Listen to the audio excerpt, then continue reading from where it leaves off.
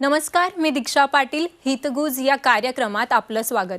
या कार्यक्रमाच्या माध्यमातून आपण अनेक आजार, उपचार याविषयी चर्चा करत असतो. आजचा आपला विषय आहे मुलांच्या आरोग्याविषयी आणि सगळ्यात महत्त्वाचं म्हणजे नवजात बालक आणि लहान मुलांसाठी आधुनिक शस्त्रक्रिया तंत्रज्ञान याविषयी. तर यासाठी आज आपल्यासोबत आहे डॉक्टर गीता केकरे.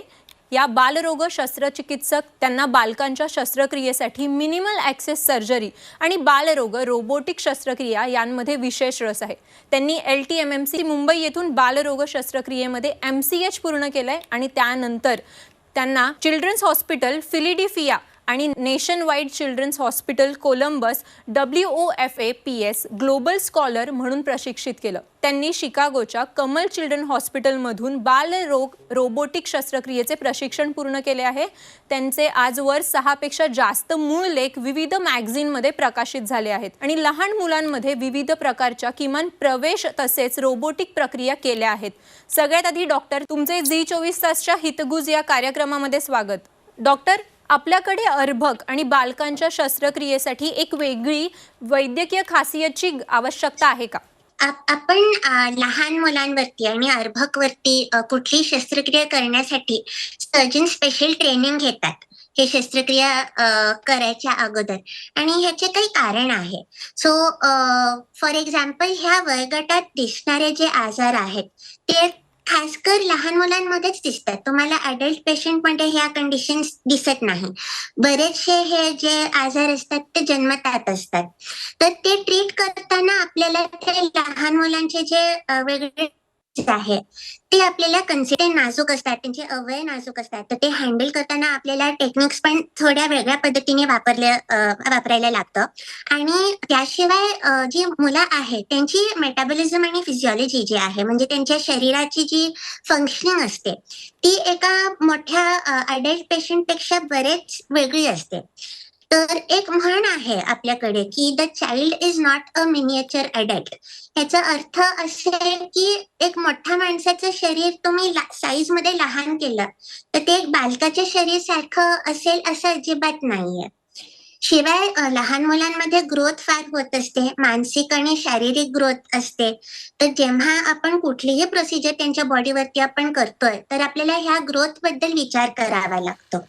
आणि तुम्ही एका समजा 60-70 वर्षाच्या पेशंटवरती काही शस्त्रक्रिया केली तर आपण एक्सपेक्ट करतो की त्या शस्त्रक्रियाचा फायदा त्या पेशंटला पुढचे 20-25 वर्ष व्हावे. परंतु जेव्हा आपण एक लहान बाळावरती शस्त्रक्रिया करतो, आपण अपेक्षा करतो की त्या शस्त्रक्रियाची फायदा त्यांना पुढच्या 70 वर्ष तरी लाभेल. आणि ह्या सगळ्या गोष्टी कन्सिडर करताना आपली अशी लहान मुलांची आणि अर्भक मुलांची शस्त्रक्रिया करण्यासाठी एक वेगळीच वैद्यकीय खासियत तयार झालेली आहे. नक्कीच डॉक्टर. बालरोग सर्जन असतात जे लहान मुलांवर उपचार करतात. मग हे सर्जन नेमके कोणत्या रोगांवर उपचार करतात याविषयी सांगाल? हो, जसे आपण आताच बोललो की ह्या वयोगटात दिसणारे जे आजार असतात ते आपल्याला अडल्ट पेशंटमध्ये सहसा दिसत नाही. तर बऱ्याचशे हे जे आजार असतात जे लहान वयामध्येच त्याचं ऑपरेशन करावं लागतं, हे जन्मतात असतात. तर एक फार कॉमन उदाहरण द्यायचं असेल तर तुम्ही ऐकलं असेल की बरेच वेळा लहान मुलांच्या किडनीमध्ये ब्लॉकेज असतं. म्हणजे प्रेग्नन्सीच्या वेळेसच कळतं की जे येणारं बाळ आहे त्याच्या किडनीवरती सूज आहे, किडनीमध्ये तयार झालेली युरिन ती खाली उतरत नाहीये. तर त्यासाठी सर्जरीज आपल्याला अर्भक वयात करावं लागतं. तर त्याच प्रमाणे किडनीहून निघणाऱ्या नळ्या ज्या आहेत त्याच्यामध्ये काही जन्मतात प्रॉब्लेम असेल तर त्याची सर्जरीज बालरोग शस्त्रक्रिया तज्ञामध्ये केली जातात. हायपोस्पेडियस म्हणजे लघवीच्या ची जागा आहे ती व्यवस्थित नसल्यावरती त्याचं रिपेअर केलं जातं. कधी ना कधी लहान मुलं अशी जन्माला येतात की त्यांची संडासाची जागा व्यवस्थित नसते, त्यामुळे त्यांच्या आतडींना आउटलेट नसतो, त्यांना आपल्याला ऑपरेट करावे लागतात. शिवाय कधी त्यांना आतडीचे इश्यूज असतात, आतडीमध्ये ब्लॉक्स असू शकतात किंवा आतडीचे नस कमजोर असू शकतात, ज्याच्यामुळे त्यांना पर्सिस्टंट कॉन्स्टिपेशन होतं, त्यांना शी करायला अत्यंत त्रास होतो. तर ते रिपेअर करण्यासाठी आपल्याला ऑपरेट करावं लागतं. बरेच मुलांना लंग्समध्ये इश्यूज असतात. त्यांना जन्मतात लंग्समध्ये गाठी असतात किंवा लंग्सच्या आजूबाजूला गाठी असतात, ज्यांनी त्यांना इन्फेक्शन्स होऊ शकतात किंवा श्वास घ्यायला त्रास होऊ शकतो किंवा अन्ननलिकामध्ये ब्लॉक असू शकतो. तर ह्या सर्व प्रकारचे ऑपरेशन आपण करतो. लिव्हरहून निघणाऱ्या नळ्यांचे कधी-कधी सिस्ट असतात. तर त्यांना आपल्याला ट्रीट करावे लागतात. जन्मतात आजार च्या व्यतिरिक्त कधी-कधी त्यांना नंतर जाऊन काही इन्फेक्शन्स डेव्हलप होतात, ज्याच्यामुळे ऑपरेशन लागू शकतं. तर एक खूप कॉमन गोष्ट आहे ती अपेंडिसायटिस आहे. दुसरी एक फार कॉमन आपण बघतो मुलांमध्ये की त्यांना बरेच वेळा न्यूमोनिया होतात आणि न्यूमोनिया सोबत त्यांना छातीत पस होतं. तर त्यावेळेस आपल्याला हे पस काढावं लागतं सर्जरीने आणि ते पस तयार करणारं जे टिश्यू आहे ते पण आपल्याला पूर्णपणे काढावे लागतात. आजकाल आपण लहान मुलांमध्ये गॉल ब्लॅडर आणि किडनीचे स्टोन्स आपण जास्त प्रमाणात बघतोय आणि ट्युमर्स सुद्धा काही असतात जे फक्त लहान वयोगटात दिसतात, जसं विल्म्स ट्युमर आहे किंवा न्यूरोब्लास्टोमा आहे. तर ह्या सगळ्यांसाठी बालरोग शस्त्रक्रिया चा रोल असतो ट्रीटमेंटमध्ये. नक्कीच डॉक्टर. बालरोग शस्त्रक्रिया एक वैद्यकीय शाखा म्हणून 100 वर्षांपासून जुनी आहे, जिला तेव्हापासून आपण पाहतोय. तर तंत्रज्ञानातील अलीकडच्या घडामोडी कोणत्या आहेत ज्यामुळे शस्त्रक्रिया करणाऱ्या मुलांना याचा फायदा होतो? तुम्ही अगदी बरोबर म्हणालात की बालरोग शस्त्रक्रिया ही एक वेगळी वैद्यकीय शाखा असावी हे 100 वर्ष पूर्वीच डॉक्टरांना कळलं होतं आणि हल्ली आपले असे आधुनिक तंत्रज्ञानाचे फायदे झालेत ज्याच्यामुळे आपण हे शस्त्रक्रिया फार सुरक्षितपणे करू शकतो मुलांमध्ये. एक आहे की आजकाल ॲनेस्थेसियामध्ये खूप ॲडव्हान्सेस आले आहेत, ज्याच्यामुळे ॲनेस्थेसिया बेबीजमध्ये आणि लहान मुलांमध्ये बऱ्यापैकी सेफ झाला आहे आणि एफिशियंट झाला आहे. त्यासोबत आपली ऑपरेटिंग रूम जे आहे त्याच्यामध्ये टेम्परेचर कंट्रोल ही टेक्नॉलॉजी चांगल्या प्रमाणे आली आहे. जसं आपण कोणत्याही पेशंटमध्ये जेव्हा शस्त्रक्रिया करतो तर त्यांच्या शरीरातनं ऊब निघते. आता मोठ्या माणसांमध्ये अडल्ट पेशंटमध्ये हे ते व्यवस्थित टॉलरेट करू शकतात, पण लहान मुलांमध्ये त्यांचं टेम्परेचर रेग्युलेट करणं हे फार गरजेचं आहे आणि आजकालचे जे तंत्रज्ञान आहे ते वापरून आपण हे बऱ्यापैकी एक चांगल्या पद्धतीने हे टेम्परेचर कंट्रोल आपण अचीव्ह करू शकतो. अजून एक गोष्ट आहे की आजकाल मिनिमल ॲक्सिस सर्जरी हे खूप वाढतंय. मिनिमल ॲक्सिसचा अर्थ असा आहे की पूर्वीच्या काळी आपल्याला कुठल्याही अवयवावरती शस्त्रक्रिया समजा करायची होती तर सर्जनची बोटं त्या अवयवापर्यंत पोहोचणं हे खूप गरजेचं होतं.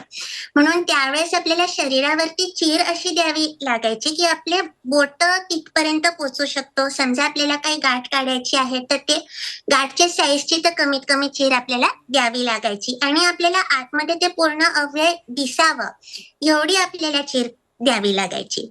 परंतु आजकाल मिनिमल ॲक्सिसमध्ये आपण कॅमेराद्वारे आपण पूर्ण अवयव बघू शकतो आणि फक्त जे इन्स्ट्रुमेंट आहेत ते आपण आतमध्ये अवयवापर्यंत पोहोचवू शकतो. तर आजकाल कॅमेरा आणि विजन टेक्नॉलॉजी जास्त इम्प्रूव्ह झाल्यामुळे आपण लहान पोटात सुद्धा कॅमेरा पोहोचवू शकतो आणि इन्स्ट्रुमेंट्स आपल्या आता बारीक इन्स्ट्रुमेंट्स अवेलेबल आहे. आपल्याला 2.5 ते 3 मिलीमीटरचे इन्स्ट्रुमेंट्स सुद्धा अवेलेबल झाले आहेत, ज्यांनी आपण लहान मुलांमध्ये मिनिमल ॲक्सिस सर्जरी हे करू शकतो.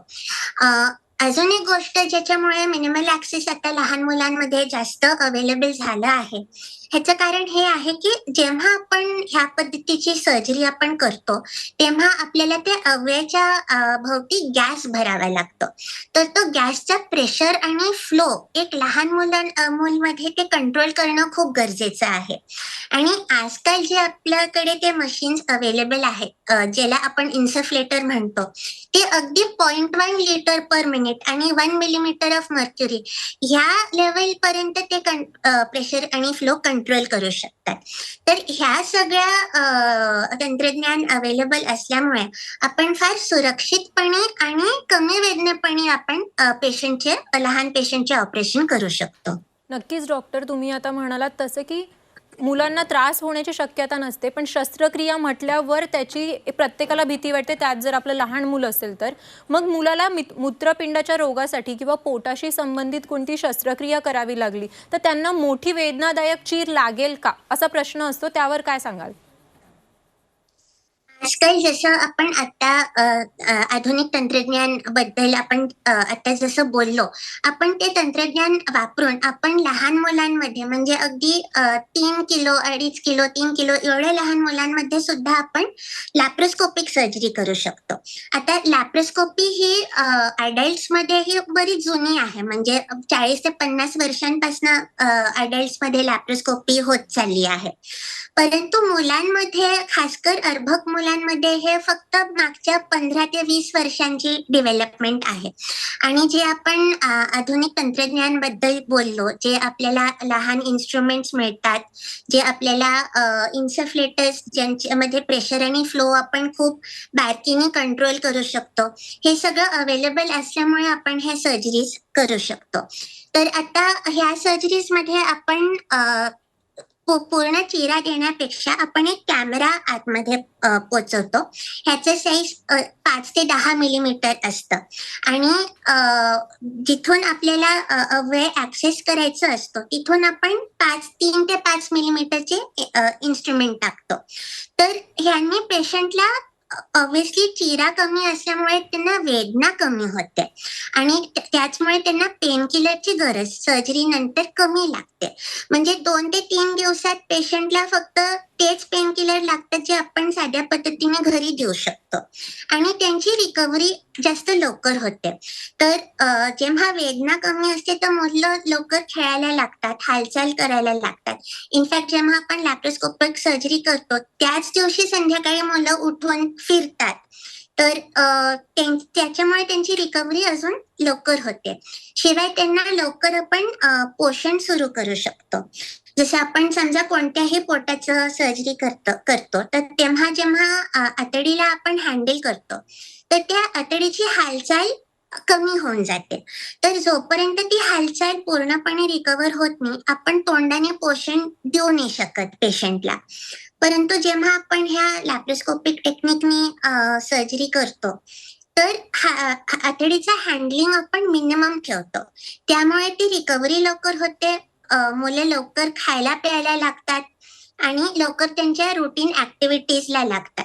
इनफॅक्ट हे पण बघितलं गेलंय की मुलं लवकर रिकव्हर होतात त्यामुळे आई वडील पण लवकर परत त्यांच्या कामाला लागू शकतात. ऑफकोर्स रिकव्हरी टाइम जे आहे ते प्रत्येक सर्जरीसाठी वेगळी आहे. परंतु डेफिनेटली ह्या लॅप्रोस्कोपिक टेक्निकने recovery time as compared to traditional techniques कमी असते. नक्कीच डॉक्टर. आता आपण लहान मुलांच्या मूत्रपिंडाच्या आणि पोटाच्या आजारांवरील सर्जरीबद्दल बोललो, पण मग जर त्यांच्या छातीची शस्त्रक्रिया करावी लागत असेल, म्हणजे काही रोग असेल किंवा काही आजार असेल त्यासाठी सर्जरी करावी लागत असेल, तर त्याच्यासाठी सेम तंत्रज्ञान वापरलं जातं की त्यासाठी काही वेगळं तंत्रज्ञान आहे? लहान मुलांमध्ये बरेच नॉन कार्डियाक चेस्ट सर्जरीज करावे लागतात. म्हणजे छातीचे सर्जरीज जे हृदयाशी रिलेटेड नाहीये आणि जसंच पोटासाठी लॅप्रोस्कोपी अवेलेबल आहे तसंच त्या पद्धतीचं टेक्नॉलॉजी छातीसाठी सुद्धा अवेलेबल आहे. आता छातीमध्ये जेव्हा पूर्वीच्या काळी आपल्याला चीर द्यावी लागायची तर छातीचं जे वॉल असतं चेस्ट वॉल ते पोटासारखी एवढी लवचिक नाहीये. म्हणून जेव्हा छातीवरती चीर असते ती सर्जरी नंतर ती बरीच वेदनादायक असते. दुसरी गोष्ट छाती एक अशी जागा आहे ज्याच्यामध्ये सतत हालचाल असते. आपण प्रत्येक वेळेस श्वास घेतो तेव्हा आपली छाती हलते. तर आणि जेव्हा तिथे एक वेदनादायक चीर आहे तुम्ही कल्पना करू शकता की प्रत्येक श्वासने त्यावेळेस त्या पेशंटला वेदना होते. तर अजून त्यामुळे कधी कधी खोल श्वास घेत नाही छातीच्या सर्जरी नंतर आणि त्याच्यामुळे मग लंग्समध्ये इन्फेक्शन होणं, पाणी भरणं ह्याचं रिस्क वाढतं. अजून एक प्रॉब्लेम असतो जेव्हा आपल्याला छातीचं साध्या पद्धतीने जेव्हा आपल्याला ऑपरेशन करावे लागतात की पुढे जाऊन जेव्हा तो चेहरा भरतो, जखम पूर्णपणे भरते तर छातीचा जो वॉल आहे, जो चेस्ट वॉल आहे त्याचा आकार बदलू शकतो आणि त्यासोबत जो स्पाइन आहे त्याचा पण आकार बदलू शकतं. तर त्याला आपण चेस्ट वॉल डिफॉर्मिटीज म्हणतो. जे सिव्हिअर असतील तर पुढे जाऊन ते करेक्ट करायला अजून प्रोसिजर्स लागू शकतात. तर जसंच आपण पोटामध्ये गॅस भरून, बारीक कॅमेरा टाकून, बारीक इन्स्ट्रुमेंट्स टाकून आपण ऑपरेशन्स करतो, तसंच आपण छातीमध्ये सुद्धा करू शकतो. छातीमध्ये ऑफकोर्स आपल्याला गॅसचे प्रेशर फार कमी ठेवावे लागतात. तर हे आधुनिक इन्सफ्लेटर्स जे आहे त्याचा खूप फायदा होतो आणि त्यामुळे आपल्याला मोठ्या चिराचे जे काही मर्यादा आहे ते आपण टाळू शकतो. लहान मुलांमध्ये एक गोष्ट खूप कॉमन जी छातीची सर्जरी आहे ती जसं आपण बोललो की न्यूमोनिया नंतर छातीमध्ये पस भरणं आणि त्याच्या आजूबाजूचं ते जे टिश्यू आहे त्याच्यामध्ये पस तयार होणं. तर ही सर्जरी सुद्धा आपण ह्या थोरॅकोस्कोपिक प्रोसिजरनी करू शकतो. परंतु त्याच्यामध्ये एक गोष्ट लक्षात ठेवणं गरजेचं आहे की आपण ती सर्जरी जेवढ्या लवकर करतो तेवढ्या ते थोरॅकोस्कोपिकचं सक्सेस जास्त होतं. असं म्हणतात की 15 दिवसाच्या पुढे जसं वेळ जातो तसं ते थोरॅकोस्कोपिकचं सक्सेसचे चान्सेस कमी होतात आणि साध्या पद्धतीने ऑपरेशन करावे लागेल ह्याची गरज अजून पडू शकते. डॉक्टर, वेळेअभावी एक शेवटचा प्रश्न विचारते. रोबोटिक शस्त्रक्रिया लहान मुलांसाठी आणि अर्भक मुलांसाठी खास फायदेकार कशी ठरते, सांगाल थोडक्यात? रोबोटिक सर्जरी ही आता सर्वात आधुनिक तंत्रज्ञान अवेलेबल झाली आहे सर्जरी करण्यासाठी आणि ह्याच्यामध्ये जे लॅप्रोस्कोपी आणि थोरॅकोस्कोपीचे जे मर्यादा आहे ते बऱ्यापैकी त्यांनी काढलेले आहे. तर मिनिमल ॲक्सेस सर्जरीचे फायदे न घडवता आपण रोबोटिक सर्जरीमध्ये इन्स्ट्रुमेंटची लवचिकता आपण अवयवापर्यंत पोहोचवू शकतो. तर जेव्हा एका लहान मुलाच्या लहान पोटामध्ये आपल्याला ऑपरेट करावं लागतं तर त्यावेळेस हे लवचिकता फारच महत्वाची असते. त्यामुळे आपल्या सर्जरीची जी प्रिसिजन आहे ती वाढते.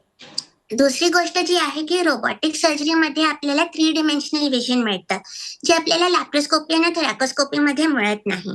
तर 3 डिमेन्शनल विजनमध्ये सर्जनला अवयवाची एक्झॅक्ट डेप्थ, त्याची इन्स्ट्रुमेंट बरोबर रिलेशनशिप, स्पेस किती अवेलेबल आहे, हे सगळ्याची कल्पना खूप जास्त चांगल्यापणे येते. थर्ड गोष्ट जी आहे रोबोटिक सर्जरीमध्ये जी लहान मुलांमध्ये खास फायदेशीर आहे की ते आहे ट्रेमर फिल्टर. तर तुम्ही कुठल्याही माणसाचा हात तुम्ही समजा मायक्रोस्कोपमध्ये बघितला तर तो हात कधी स्थिर नसतो. काही ना काही मुव्हमेंट त्या हातमध्ये असतो. पण रोबोट ह्या मुव्हमेंटला अवयवापर्यंत पोहोचू देत नाही. ते मोशन स्केलिंग सुद्धा करतं.